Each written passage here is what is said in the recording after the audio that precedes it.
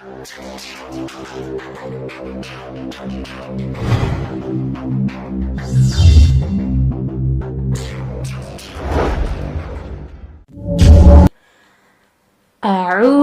بالله من الشيطان الرجيم. بسم الله الرحمن الرحيم.